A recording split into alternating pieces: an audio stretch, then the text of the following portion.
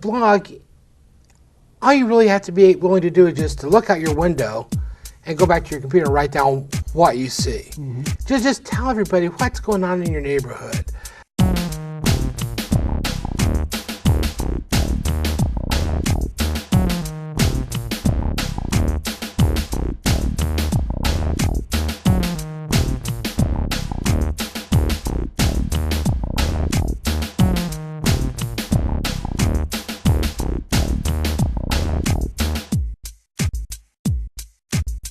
Good evening and welcome to Captions.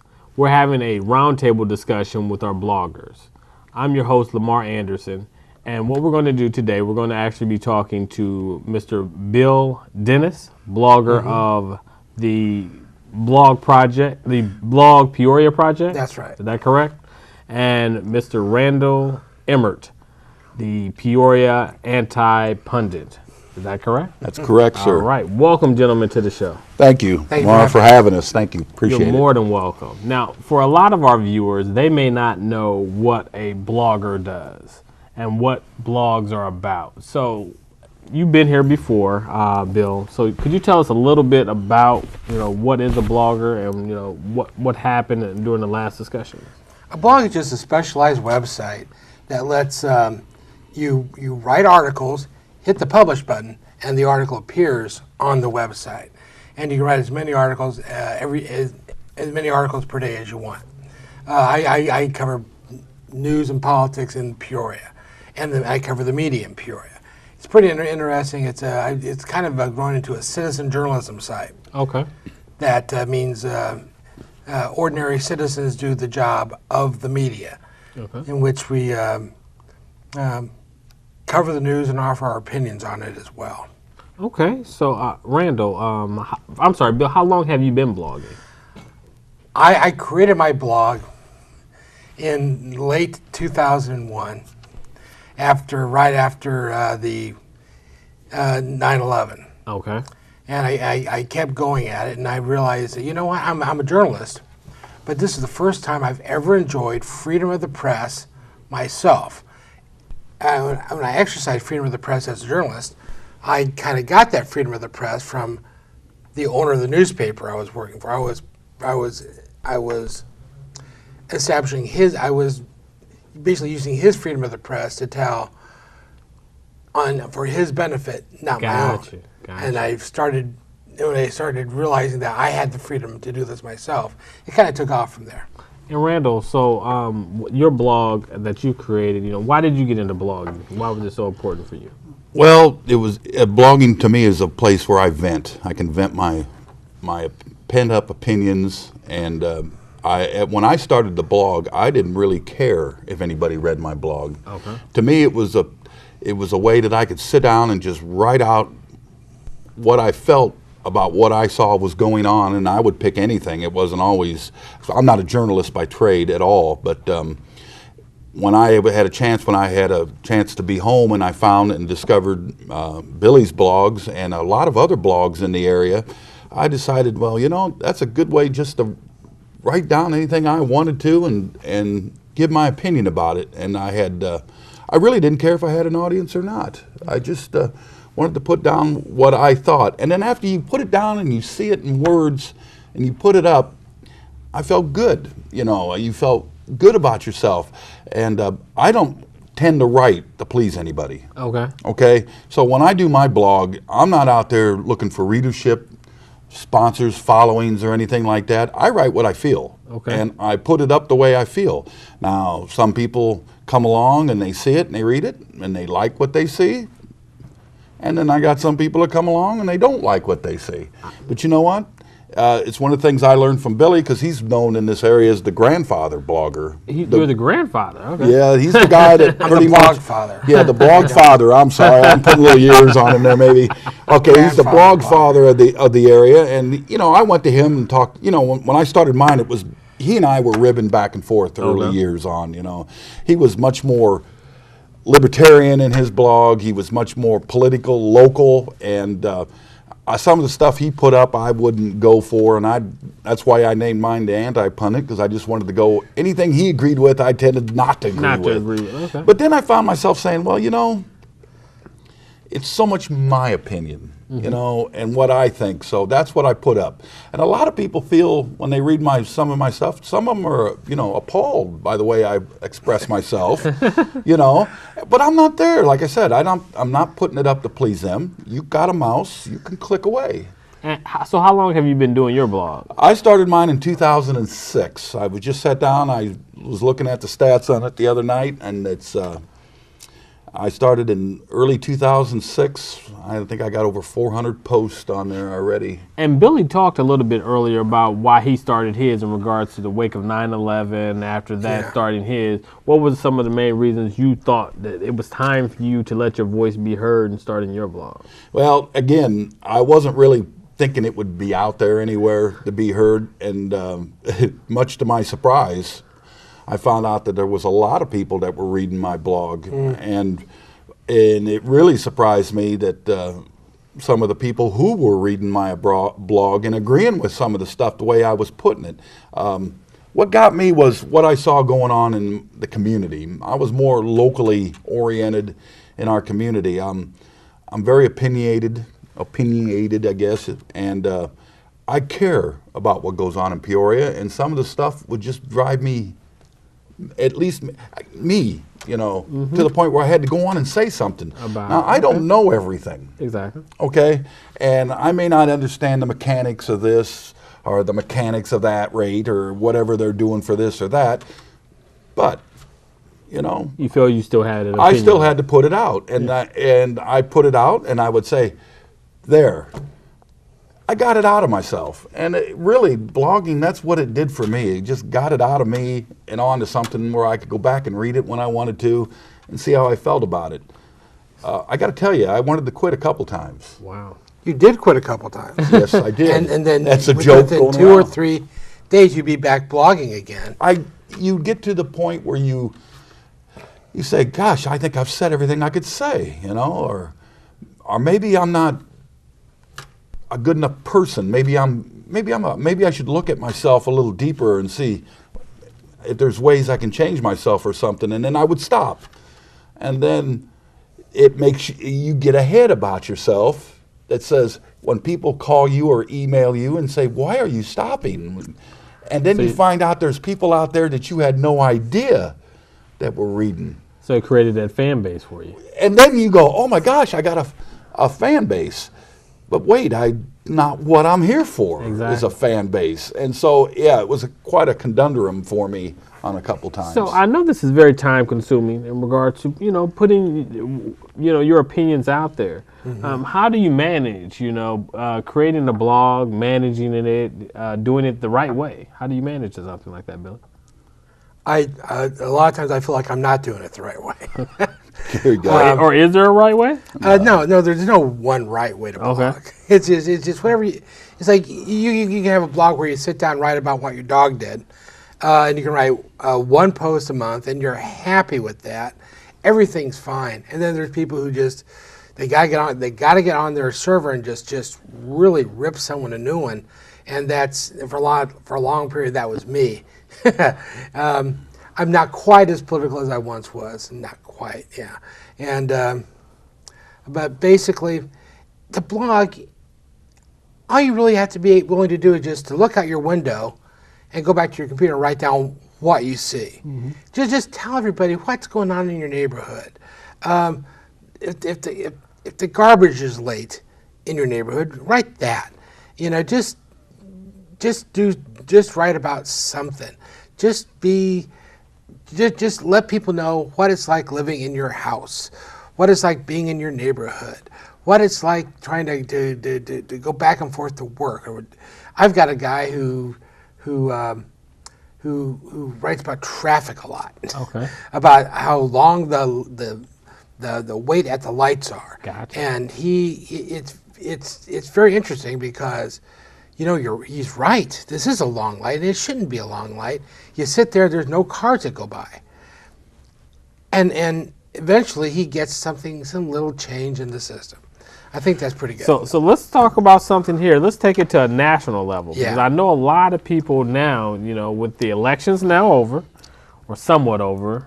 We know the election part actually is over, and we're not seeing a lot of the ads. So how do you all feel about what's in regards to what's ahead for the president at this particular time? Randall? Well, I'm going to tell you, on my blog, most of the time I stay away from national politics. Okay. On my local blog, okay? It's like Billy says, you write about what happens at your house or what you perceive that day that happened to you. But as far as this president, I have put up a few things expressing my opinions about what I felt was right. And yes, I was for Obama during this last election, and I just couldn't handle some of the stuff that was being spewed across the media and the internet, and the paranoia out there of people, and my really disappointment in a lot of people in this country when we thought we had race behind us, especially when Obama was first elected. And, you know, it seems to have opened up the whole thing where we really haven't made any headway in years. So, yeah, I put up a few. I got flamed quite a bit for it, and it's aggravating. Like Billy would tell me, you got to get a thick skin. Okay. Okay? Your skin's got to thicken up, because what some people will believe as comments on your site, you can't believe that they say this kind of stuff. And I leave every comment up generally, okay, that's put on my site, because I believe in free press. Yes. Okay? If somebody's got something to say, no matter how stupid or ignorant or even how smart, I leave it up. And I've been criticized for that by other bloggers. I've had other bloggers contact me saying, I can't believe you're leaving that up. That is so out of line. You know, and then there's been a couple times where I've gone in there and said, you know what, that's adding to the fuel. That doesn't need to be there, and Exactly. I've taken it out. I understand. And I've taken it out. People have opinions, you know, and people have beliefs. But as far as national goes, I tend to stay away from the national politics as much as I can, because that could be real hot. So Billy, what are you seeing in the blogosphere? What's going on in regards to after the elections have been over? How hard or serious the road is for the president? I think he's going to have, to a certain extent, some of the same agitation that he's had for the past 4 years. People just saying, I'm never going to support anything that you support. But on the other hand, I think that they've blown their wad. I think all it takes is maybe 20% of Republicans are going to say, you know what, I'm done with this. I'm going to negotiate I'll tell the president I can vote for him under some circumstances. We'll try to work together. We'll try to get something done. I think that it doesn't need to be I don't think every Republican needs to just give up on what their core beliefs are. But I think that Republicans and Democrats need to think, you know, we need to just agree as much as we can, get some legislation passed, and start moving on. I think that is an issue in and of itself. How much are you willing to cooperate with the other guys? Yes, we want you to have these core beliefs. That's what the electorate says. But another value we have is cooperation and compromise. Unless you're willing to do that, we don't want anything to do with you. And you're a true blogger, because I think you may be a little psychic, and that's probably where I'm actually trying to go in regards to my next question. Yeah. I'm glad you brought that up. We all know that the GOP runs they have the House. They're in control of the House, and the Democrats are in control of the Senate. Mm-hmm. So in regards to bipartisanship, do you all believe that can happen? Is that one of the main things that has to be focused on during this particular next 4 years? It's got to happen. There's nothing wrong with conservatives. Okay, the base conservatives, we need them. This country needs conservatives. This country needs liberals. For the past 4 years, liberals become a dirty word. If you listen to some of these, and I'm not talking about conservatives. There's some genuine conservatives out there that have genuine ideas on how things should go, and that should be mixed in with what the Democrats. But in this House we have now, Billy's right. They're going to have to. I think some of these Republicans are going to have to come around and say, look, this president doesn't have anything to lose. He's reelected. He's here for 4 more years. The make him fail thing that was the first 4 years was mind-boggling. And they were in lockstep with each other. Every Republican voted in lockstep. And you say, well, we got a Republican Senate, but we don't. A Democratic Senate. The Republicans have used more filibusters in that Senate to block more passage of any bills, of anything to come through. We raised the debt limit under Bush, what, 30-something, 34-something times. It wasn't even discussed. You didn't even see it in the news. Obama goes to get the debt limit, and all of a sudden it's got to be tied with, we have to cut this program and this program and this program and that program. And I think that the Democrats are going to need to grow a spine. We got a Democratic president in there now that's got a mandate, and I think it was a mandate, and I think he will go after it. And I think we might see some cooperation and get some stuff done. At least I'm hoping that's the way it goes. I don't think it was a mandate. I wish it was, but to like 1 or 2 percentage points for the popular vote, I don't think that's a mandate. I think that the demographics show the Democrats are going to have more and more success unless the Republicans start thinking more clearly and start adopting policies that make more sense to the different flavor of Americans that are out there. Mr. Rove's wrong. It is a mandate. You win by 339 electoral votes and are elected. The electoral votes it's good, but you have to understand that you can win by a landslide in electoral votes, but you don't win by a landslide in terms of the popular vote. The popular vote, and the popular vote does matter in terms of popularity of the president. You still have a divided Congress. There's got to be compromise on both sides. Well, that's always good to hear, that at least we agree to disagree, that we have. Well, $800 million was spent, and we're right back to where we was. Almost exactly where we were. And think what we could have done with $800 million in this country as far as helping people and whatnot. So, so let's talk real quick also in regards to the deficit and fiscal cliff. These are two big issues. Yeah. How do you think we resolve these issues, and what should the nation's priorities be? I'm going to speak on the level of the little working guy out there, the average Joe, the guy that does not understand the complexities of the deficit and how it's computed and everything else.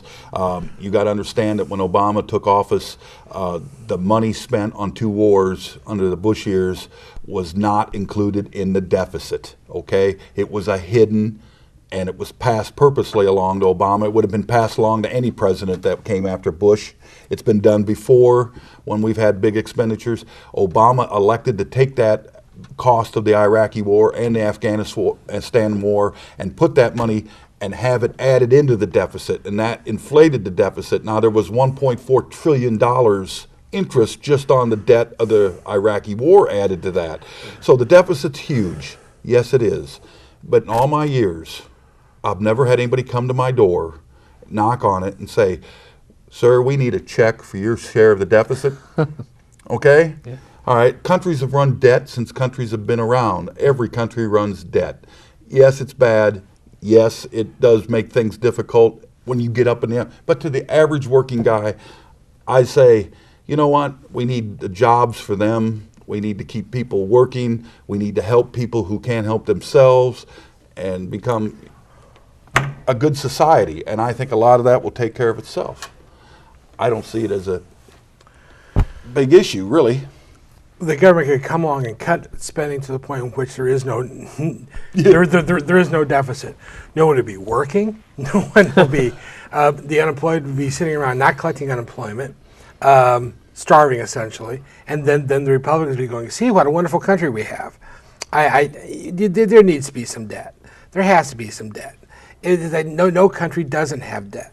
It's just the Republicans are pushing this issue because their rich clients don't want to pay any taxes.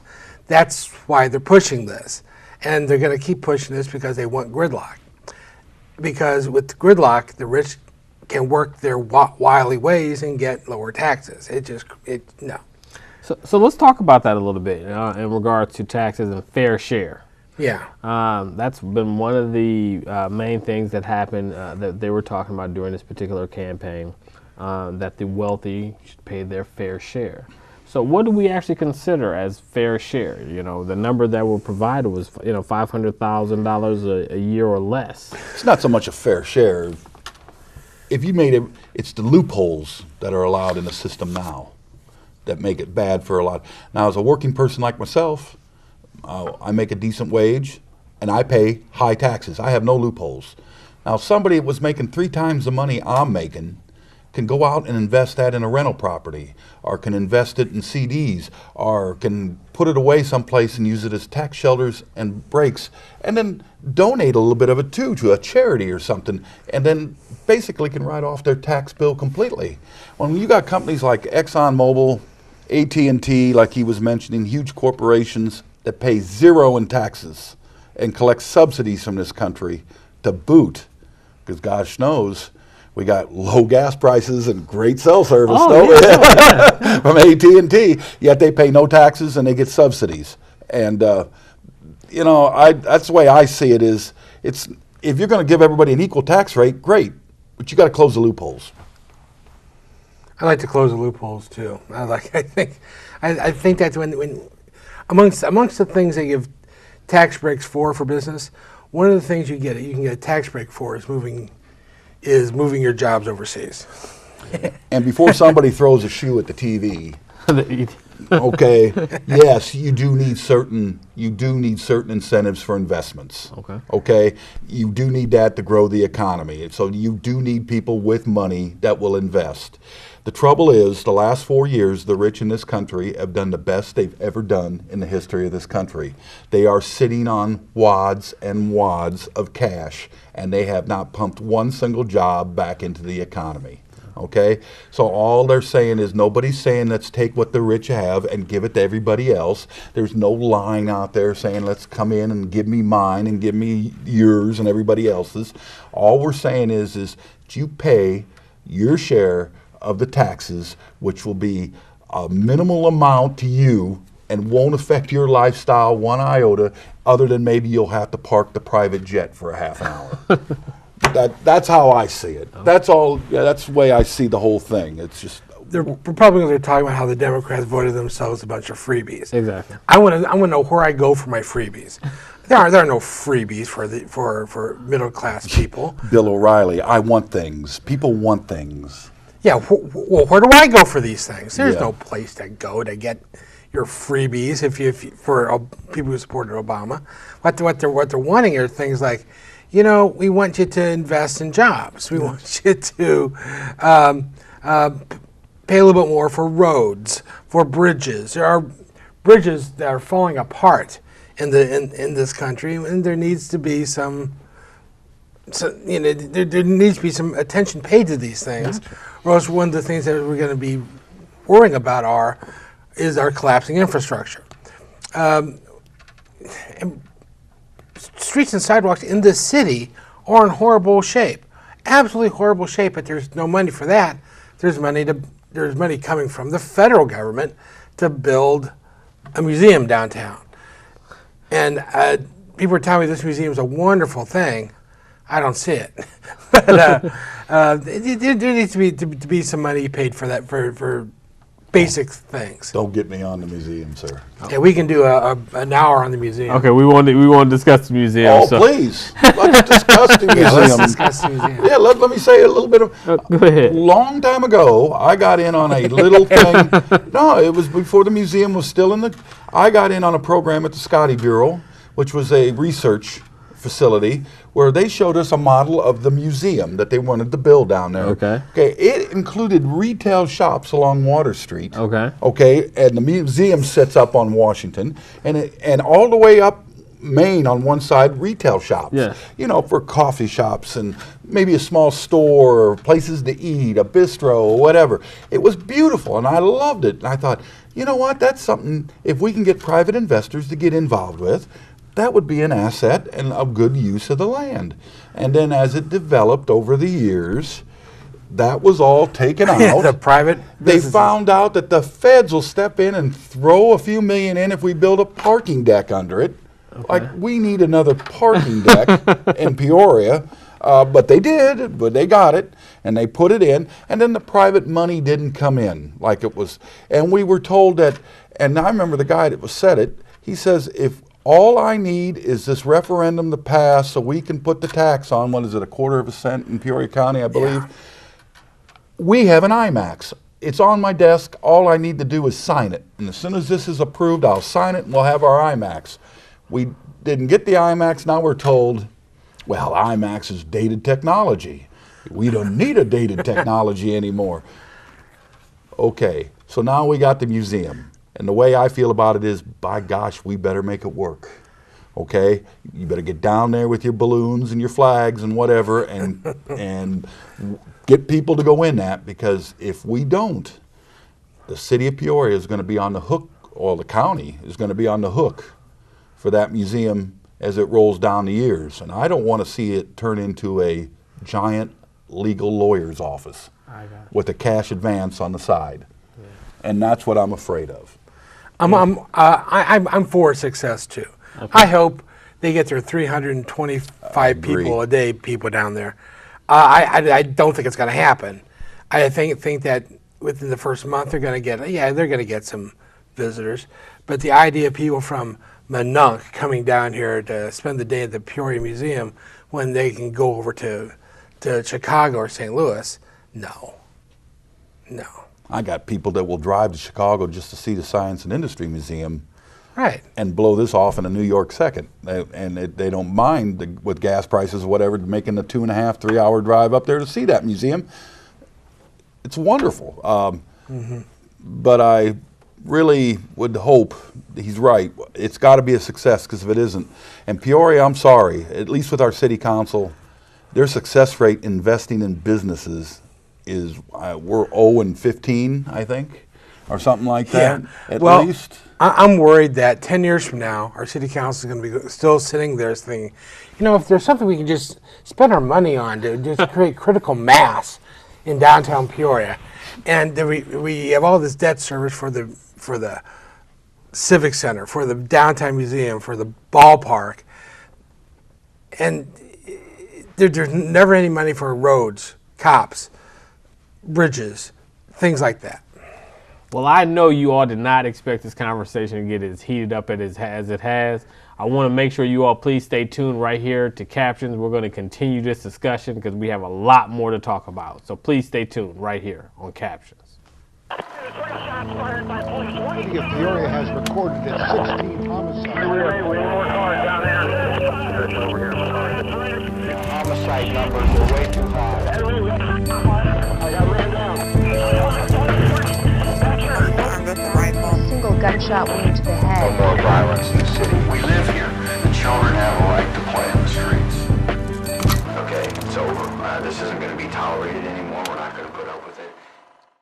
Welcome back to Captions. I'm your host, Lamar Anderson, and we're having a roundtable discussion, a very heated roundtable discussion with two local bloggers, Mr. Billy Dennis and Mr. Randall Emert.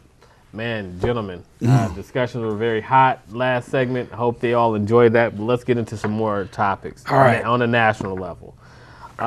Mitt Romney.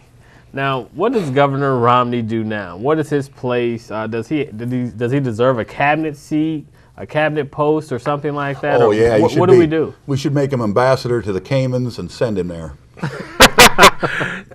Seriously, though, That's serious. If there's a job that President Obama has for Mitt Romney, and he's qualified for it and would be an asset, give him the job. Okay. The man managed the Olympics. Okay. He can manage things. Yeah. He can. A laundromat, all kinds of things. Used car salesman. Wow. I'm sorry. That guy, I'm sorry, Mitt Romney, to me, needs just to ride off into the sunset. Okay? We got a lot more talented people. There's even a few on the right out there that have more on the ball than this guy who one day is for something, the next day he's against it, and whatever. That's why he reminds me of a car salesman. He'll say whatever you want to hear at that time. Okay, let's talk a little bit about, and I know a lot of our viewers are really happy that they're now able to turn on their TVs and they're not seeing all of these campaign ads, negative, positive, for whatever particular candidates.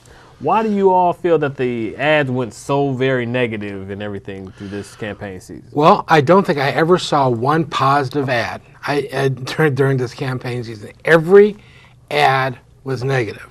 But there's one set of ads that I'll be very glad I won't have to see again. Those Bobby Schilling ads And Boostros.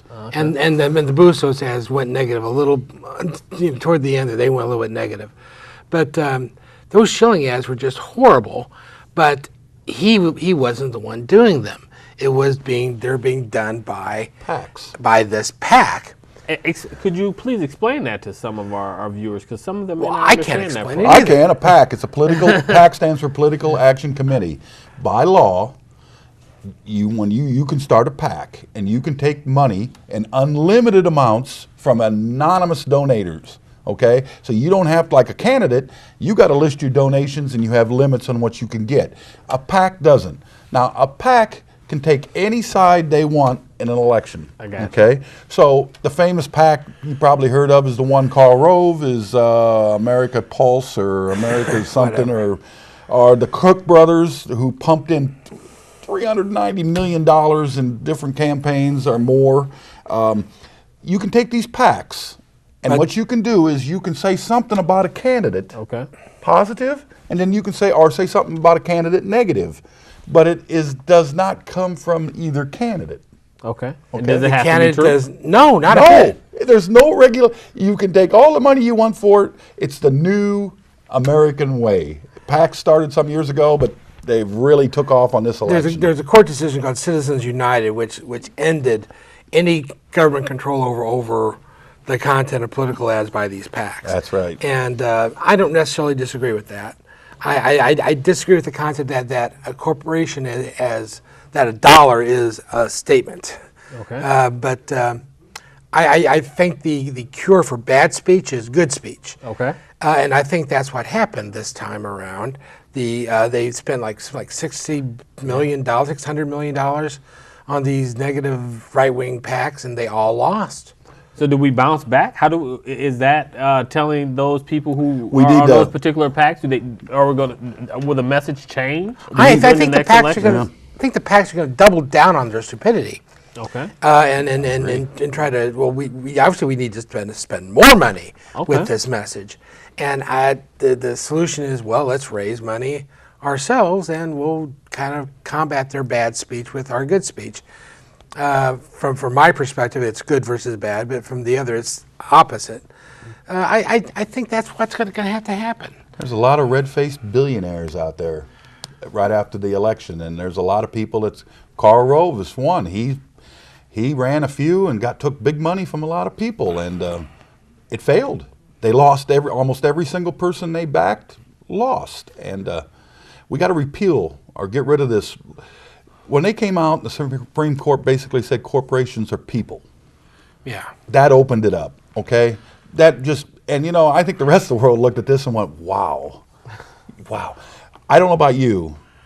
I've seen a man or a woman, a person, go to prison. I've never seen a corporation go to prison. I understand. Okay? Yeah. So if they're people, then maybe we ought to start sending a few of these corporations to prison or something. I mean, look at them closer. I don't understand the Supreme Court coming up with that. And to me, that's cut this wide open. And it's a country that we're supposed to be the richest, most compassionate country in the world, and yet we'll spend millions on this kind of stuff and just blow it.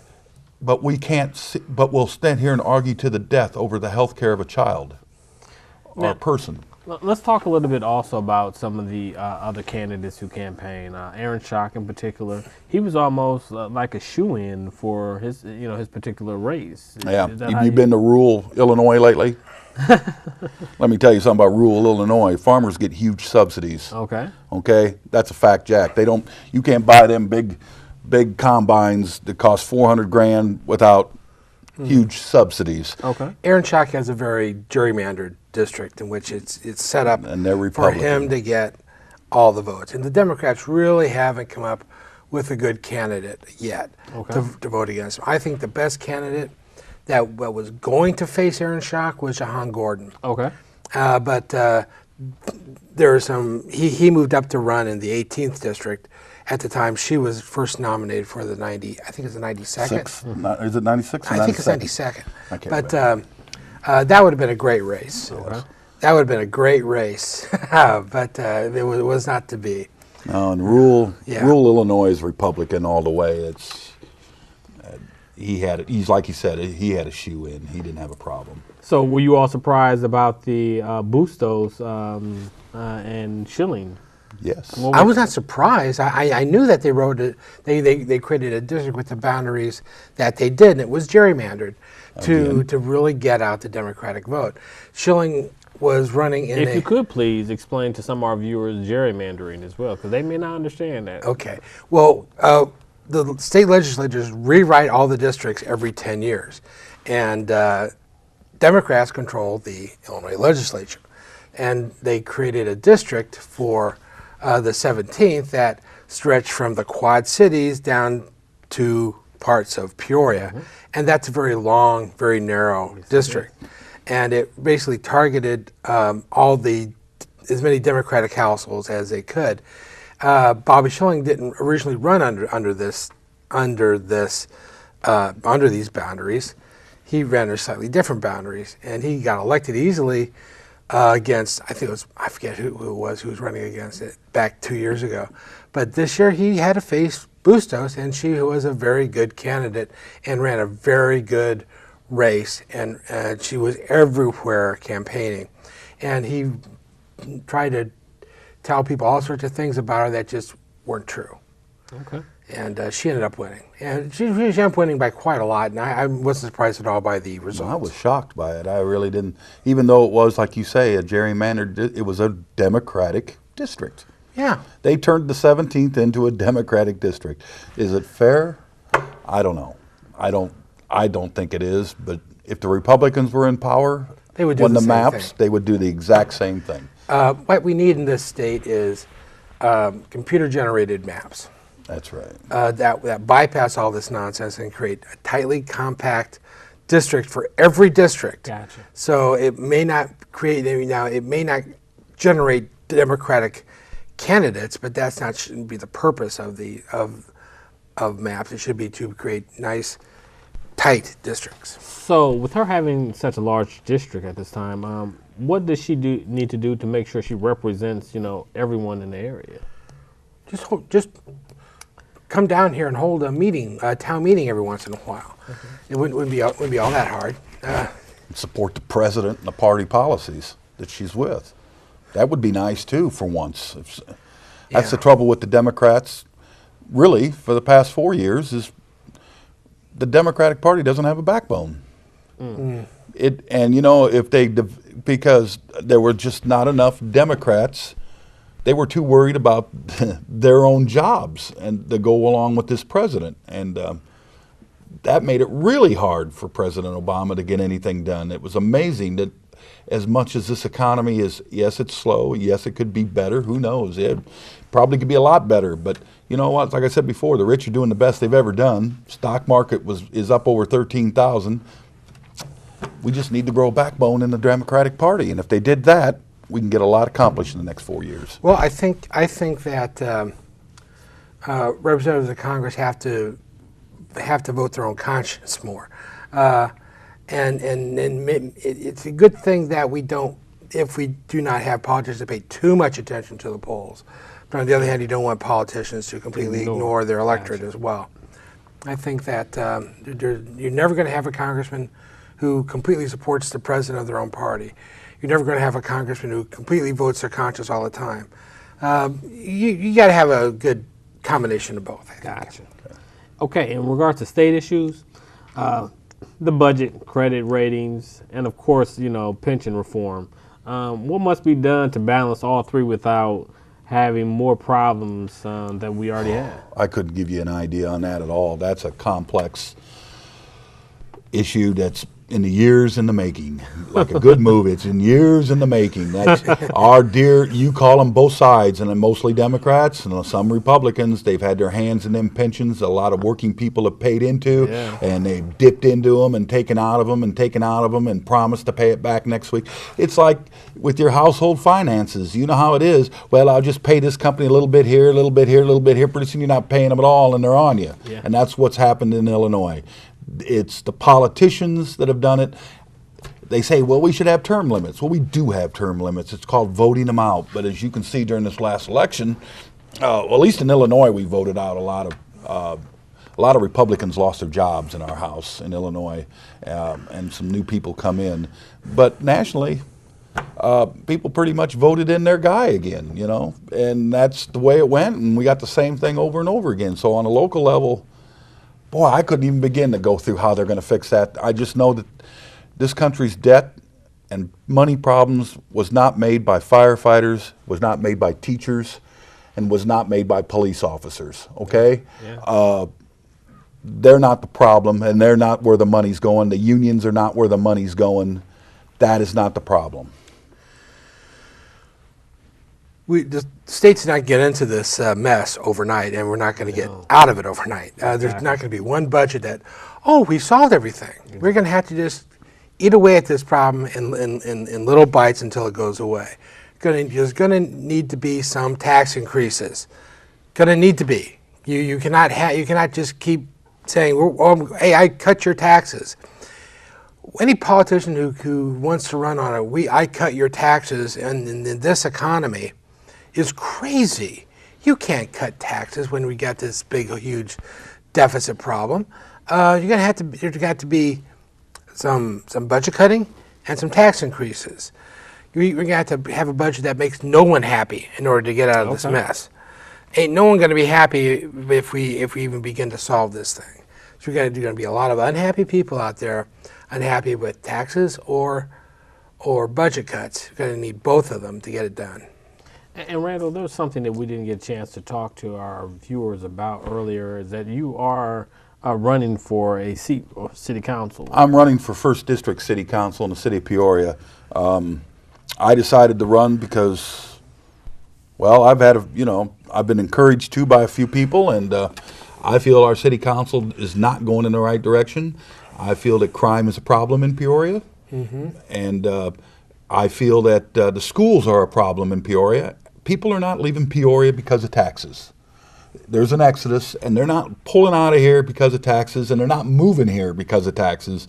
They're not moving here because of crime and the schools. You ask any young family that's coming in here that's looking to buy a house, the first thing they're going to say is, how are the schools? Okay. And you know, our schools aren't bad. District 150 schools aren't bad. I put both my sons through District 150 schools in the south end of Peoria. Garfield, Treewin, Manual High School. And I was involved with them all the way. I was president of the Booster Club at Manual High School for 2.5 years. PTO presidents of Treewin and Garfield. A lot of working people just trying to get by and survive and make good for their children. They're there. You can get a quality education. All you ever hear about in the media is the 2 or 3 that are fist fighting in the hallway and they have to call 8 police cars for, okay? Gotcha. All right? And so when you splash their faces up in the paper, when you put that in the media all the time, what's the person sitting out in the north end of town going to think? That it's everyone at Manual High You School. darn straight it is. It's every one of them that you see. Every kid you see, I'm going to go out there. Every kid you see in a hoodie, you see 4 black kids standing on a corner, they're selling drugs. They have to be up to no good.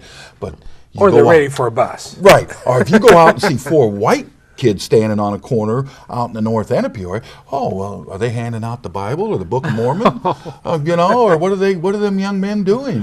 No, and that's a perception. Yes. And people grab perceptions and stereotypes, and it just drives me nuts. And yes, sometimes I miss it myself. Okay. I grew up in the north end of Peoria in a nice neighborhood, and my dad was, he was probably the whitest racist guy you ever come across. Okay. And that's the way he was, okay? But you know what? When I met my wife, she was from the south end of Peoria. She grew up in the south end of Peoria, and we bought our first home and still have it here in the south end of Peoria. And I said to her, I think I'm going to send my boy out to Thomas Jefferson. I said, I don't really want him to start school at Garfield. She goes, you're nuts. he's going to start school at Garfield. And you know what? My boys went to school down here, and I got involved, and they taught me a lot about diversity, about people, the difference that you see. And I know I'm rattling on, but no, I'm definitely very understand. hot about this, and it's a sad commentary. If you're a good parent, and you make it known to your kid that you expect them to do good in school, and you actually spend some time with them with their homework and stuff, they're going to do good if they're going to like Garfield or if they're going to some hoity-toity school up in the north. Charter school. Right. What a waste of money. Right. Exactly. It's just that the rich people send their kids, and the rich kids always do better in school because that's the way it always been. If you send a bunch of really kids that you would know would do good in school anyway to one particular school, they're going to have good grades. But if it's just how much you spend with your kid that determines how well they do in school. Well, it's parent involvement is a big thing. Yeah. That's what I was about to ask. Right. Parent involvement's the number one thing, okay? And I found that out at Garfield. We did have some parents that were involved, but out of the whole school, 6 parents is not exactly a majority of the parents that should have been there involved with their children. That doesn't make the kids bad because the parent didn't show up. Exactly. Some parents got to work 2 jobs, and some do. But you see, again, it's perception again, all right? My son, I was blessed. My oldest son was a straight A student and grasped a hold of everything. And he did when he was going through his school years. And when he made middle school, they offered him a slot at Washington Gifted School. Okay. Okay. My son refused it. Okay. He said that he didn't want to leave his friends, and that he could help some of the other kids if he stayed where he was. Gotcha. Well, they said to me, "You can't do that, sir, because he'll get a quarter credit of language, and that'll advance him up when he gets to high school, and he'll have that extra credit going for him because he'll get it at the gifted school." And I thought, to me at that time, Washington, I went out and looked at it, it was a horse and pony show out there. Okay. Okay? A lady friend of mine whose son didn't make Washington, but she didn't want her son going to Tree Wind because her son tended to fight with a lot of kids. Says, "I can get him in Washington Gifted." I said, "How can you do that?" He says, "Because it's all political. It's who you know." She got her son in Wow. Washington School. And that's like I always thought. I said, well, you know what? That's the school where the people don't want to mix. So they'll take their kids and send them out there.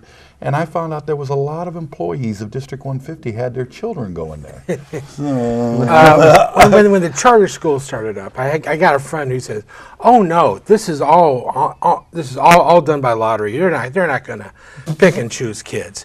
They're not going to just do that. It's horrible. They've got this plan in place." I go, within 2 or 3 years, there's going to be kids going to that school because they know somebody, and that's exactly what's happened. I don't know. Yeah, exactly. Exactly that. And that's what it, in fact, that's the best way to say it. I could have said it that way very simply. If you knew somebody who knew somebody, you can get your kid in any school in this town you want. Wow. Okay? Now, when you go out to a private school like Notre Dame, okay, you pay through the nostrils to send your kid there. That's a lot of money. I don't know what it is. I remember what it was when I went out there, but you see parent involvement out there. Why? Because mom and dad are writing a check. They're going to be there. They're spending their hard-earned money to put their child there, and so they're involved. Where in public school, some people think, well, you know what? I'm just going to drop the child off. It's up to them to feed my child, to educate my child, and even clothe my child. And that's the parent we need to reach. Gotcha. So how do we reach that parent? That's the magic bullet. Boy, is Hey, that you know the what the magic problem is? Don't ask us for solutions. Oh, I Come on. apologize. we have the problems. We can point out problems here, everywhere. No, you know what? That is a magic bullet. I've always thought that one of the things we used to do down at Garfield to get people involved is we'd throw a carnival and chili supper. And I had 6 whole people to help me do it, but we did it. We got in there, we cooked tons of meat, and we made huge things of chili, and we'd offer a cheap meal to get the parents to come in. And it was a very popular thing that went on for 3 years down there when we was down there. And a lot of parents came to the school. And some of these parents would say to me, you know, I never knew I could come up here. Okay. You know? Yeah, sure, you're going to have the parents that come up, get the meal, and split. Mm-hmm. You're never going to reach them. So you're saying that schools have to be more inviting? Yes, and we got to stipulate that there should be more responsibility to the parent. The parents got to be set down. They should have an orientation for parents. Huh? Well, I think Yeah. they did it at high school level. You got to understand that at public schools, you're never going to have the involvement that you do at the private schools. No. I agree. Because there's no buy-in there. Exactly. You might have a 10% buy-in at public schools now. If we increase that to 15%, that's a 50% increase in the buy-in. So you just got to reach as many parents as you can. Keep at it, knowing you're not going to succeed wildly. But any success at all is success, and you should go for that. So are we not listening to parents, or to find know. out? No, parents are not listening to us or to the. We unfortunately the way our society, the way things are is we have a lot of young parents. Okay. Okay. And that's sad but true. You can't deny it. Go to any graduation at Peoria High or Manual, and you're going to find girls with babies that are graduating, yay, or aren't graduating but are pregnant in the audience that are of that age. Okay. Okay. Are they happening at other schools as well? Yeah. Yes. Oh, yes. I'm just using two examples. Gotcha. This happens. I'm trying to stay local. Okay. Yeah. And, okay, please. Just wanted to clear all that up. Oh, yeah, please. You go out to Richwoods. You go out I'm sure it's everywhere. Okay. What I'm saying is you got young girls that got pregnant and are having babies. And generally what happens is they don't have no sense of responsibility. They think it's cool at first, okay? I've gone to Peoria High and spent many lunch periods. I used to go up there with a councilman, or school board member. Okay. We'd meet up at Peoria High, and we would talk to the girls, sit at the girls' table and talk to them. They think it's cool to have a baby by the time you get out of high school. And well, what about the cost? And this is a lifetime commitment. Oh, no, they pick it up. And I said, who's they? Well, the state and everything will pay for my baby. If I go in, I don't have to worry about that. And then my mom will take the baby if it gets in my way. Okay, sadly, a lot of times that's what's happened. This child is passed. And then you got Head Start, which will take in children, which a lot of people want these kids are smart kids. Yes, they are. And that's when they're moldable. And the Head Start program's excellent, except that when you put these kids in there and these people try to mold these children and get them going and get them thinking, they leave them back for the summer, back in the place where they lose it all.